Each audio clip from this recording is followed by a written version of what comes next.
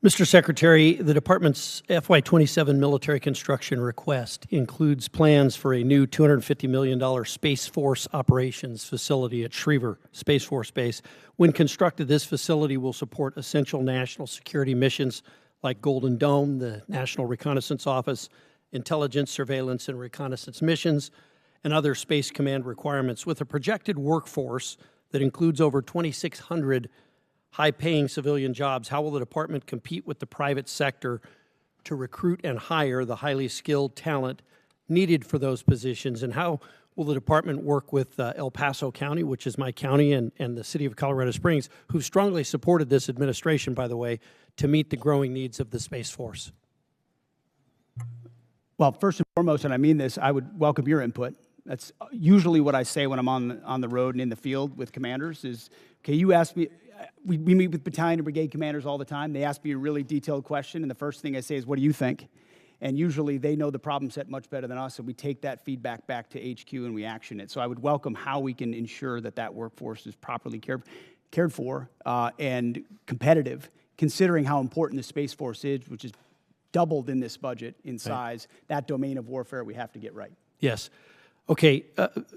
Mr. Secretary, sometimes here in Congress and on these committees, sometimes we do oversight, but sometimes we just overact. And there's been a little bit of that today. There's been some overacting. I would hope that when I look back on my congressional career, I've only been here a little while, I do know that when President Biden did some military operations, I supported him. I wasn't here, but I supported those operations because it's important to support the men and women of the military, and it's important to support our commander-in-chief when he makes the decision to deploy those troops. And I'd hope that when I look back on my career years from now, I will say the same thing, that I didn't choose what to support based on who the party was in the White House, but based on whether it was the best thing for our national security. And I hope that some of my colleagues who don't seem to hold that same standard would introspectively look at what they do. But I want to give you a minute. There's been a lot said about Iran and about the mission in Iran. And I think there's been a lot of misinformation here, and I want to give you the opportunity to correct the record. Well, I appreciate that.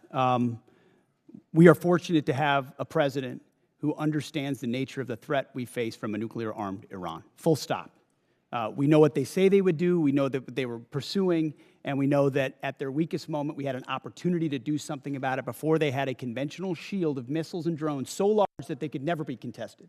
And then without inspections and from a bad deal, they could possibly race to a bomb. So the threat was right there in front of us. All it took was the courage to act, which no other president had done. And he gave us a clear set of objectives, which the chairman and I talked about from day one. In pursuit of ensuring that Iran never gets a nuclear weapon, you degrade their missile program, defeat their missile program, get at their conventional Navy, and ensure they don't have a defense industrial base so they can rebuild those capabilities. That's what we briefed from the podium. That's what we talked about. That's what we were focused on. And in service of that, had overwhelming military victories in pursuit of it. I mean, we've never seen an air campaign like what we did alongside the Israeli Air Force, not to mention the rescue of those two pilots and the professionalism of that joint force that went downtown twice, once in the day and once in the night, to leave no man behind. That is a call the commander-in-chief makes, and he had the guts to make it. And as a result, we're in a ceasefire, in the middle of negotiations, in a very strong place with a blockade that will ensure that when this is done, when a deal is set, it's a deal on the president's terms to ensure Iran never gets a nuclear weapon. That's a fight worth having. And if the American people remember 47 years, Americans remember 47 years of what the Iranians have done to us, targeting and killing Americans. If they had a nuclear weapon, they would use it. This president has unleashed his military to do something about it. We've had historic successes. And if we need to go at it again to ensure that success, we are prepared to. But we're hopeful over time that a deal will be compelled and compelled quickly. So this talk about endless wars or forever wars, the president points out rightfully what this town tolerated in Iraq and Afghanistan and Vietnam. That is not this. This is a discrete mission to pursue U.S. objectives, and we're doing it in a historic fashion. I support this president's operation right now in Iran. I supported President Obama when he said he opposed a nuclear Iran and would do what was necessary to do that. And I supported President Clinton when he did the same. It's time to act, and I'm glad that this president did. Thank you.